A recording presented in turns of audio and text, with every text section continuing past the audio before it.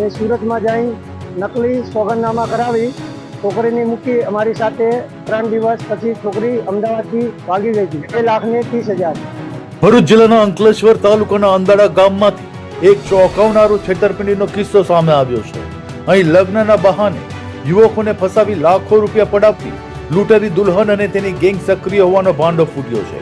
આ ટોળકીએ એક બે નહીં પરંતુ 4 જેટલા વરરાજાઓને પોતાની જાળમાં ફસાવી મોટી રકમ પડાવી લીધી હોવાના આક્ષેપો ઉઠ્યા છે। મળતી માહિતી મુજબ ડીસાના ગોકુળ પ્રજાપતિના શાળાના લગ્ન માટે આ ગેંગનો સંપર્ક કરવામાં આવ્યો હતો। નવધણ ઉર્ફે ગોવિંદ દેસાઈ, રમેશ પ્રજાપતિ, સોનુ અને દરિયાબેન નામના વચેટિયાઓએ યુવતી સાથે લગ્ન કરાવવા માટે અંદાજે 3 લાખ રૂપિયા નક્કી કર્યા હતા। લગ્ન બાદ થોડા જ દિવસોમાં યુવતીએ પિયરમાં કોઈનું મરણ થયું હોવાનું બહાનું બનાવી અંદાડા ગામે પરત ફરી ગઈ હતી, પરંતુ 2 મહિના વીતી ગયા છતાં યુવતી સાસરે પરત ન ફરતા સાસરી પક્ષને શંકા ગઈ હતી। તપાસ કરતા ખુલ્યું કે આ સમગ્ર ઘટનાક્રમમાં એક સુનિયોજિત કાવતરું હતું। ગેંગની મોડસ ઓપરેન્ડી મુજબ તેઓ લગ્ન ઈચ્છુક યુવકો પાસેથી મોટી રકમ વસૂલતા અને થોડા દિવસમાં જ કોઈ બહાનું બનાવી યુવતીને પરત બોલાવી લેતા હતા। આ રીતે એક જ યુવતીના અલગ અલગ 4 યુવકો સાથે લગ્ન કરાવી છેતરપિંડી આચરાઈ હોવાની વિગત સામે આવી છે। આ છેતરપિંડીનો ભોગ બનેલા 3 વરરાજાઓના પરિજનોએ હવે હિંમત દાખવી અંકલેશ્વર બી ડિવિઝન પોલીસનો દરવાજો ખખડાવ્યો છે। પીડિત પરિવારો દ્વારા લૂંટેલી દુલ્હન અને તેની ગેંગ સામે કડક કાયદેસરની કાર્યવાહી કરવાની માંગ સાથે પોલીસ ફરિયાદ નોંધવાની તજવીજ હાથ ધરાઈ છે। હાલ સમગ્ર ઘટના પંથકમાં ભારે ચર્ચાનો વિષય બની છે।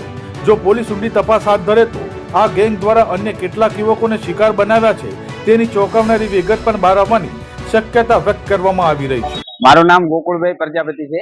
ગોકુળભાઈ જેઠાભાઈ પ્રજાપતિ કાંઠા જિલ્લાના છીએ, ડીસા ગામના। આ છે મારા શાળા, એમની જો અહીંયા લગ્ન કરાવ્યા હતા તો અંધારા ગામ છે લગ્ન કરાવ્યા। અંધારા ગામમાં તો અમે 3,05,000 રૂપિયા આપ્યા। છોકરી 4 દિવસ અમારે ત્યાં રહી અને પછી અહીંયા મરણનું બહાનું કાઢી અને છોકરી પાછી બોલાવી। હવે 2 મહિના થઈ ગયા, છોકરી મૂકતા નથી। 2 દિવસ 4 દિવસ 2 દિવસ 4 દિવસ આમ કરતા કરતા 2 મહિના કાઢી નાખ્યા। અને જે અમારા કોન્ટેક્ટમાં હતા એ બધા ગોવિંદભાઈ છે, સોનુબેન છે, દરિયામાંથી ગોવિંદભાઈ, નવગણભાઈ નામ છે એનું, ઓરિજિનલ નામ નવગણભાઈ છે। નવગણભાઈ શિહોરીના, બનાસકાંઠામાં શિહોરી ગામ છે, એ આના છે।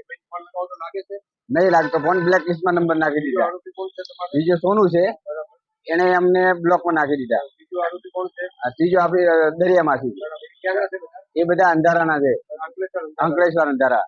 ત્યાં તો અમને ગયા તો ત્યાં કોઈ મળતું નથી અને એમ 4 આટા મારે, એમનું હું સુરત રહું છું, સુરત થી 4 આટા મારે તોય મને કાંઈ મળ્યું નથી। પોલીસ ફરિયાદ કરી, પોલીસ ભરૂચમાં કરી।